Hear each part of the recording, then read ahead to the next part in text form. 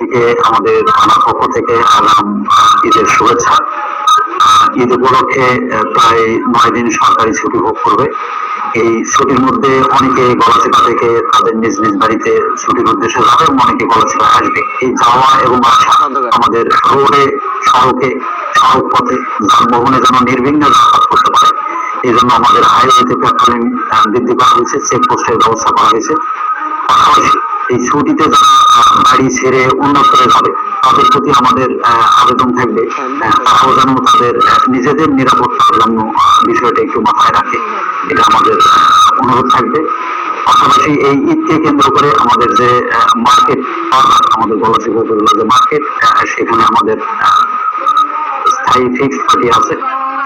নিরাপত্তার যখন আমাদের বৃদ্ধি করা হয়েছে। পাশাপাশি আমরা রাতের বেলা এই নিরাপত্তার জন্য আমরা বাজারে পেট্রোলিং ডিউটি বৃদ্ধি করছি এবং চেকপোস্ট ডিউটি বৃদ্ধি করছি।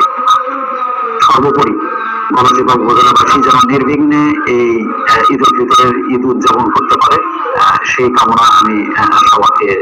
গ্রামের বাড়িতে ছুটিতে যাবেন তারা অবশ্যই তাদের বাড়ি ঘরে যেন পার্সোনাল একটা সিকিউরিটি ব্যবস্থা মেনটেন করে সেই আবেদন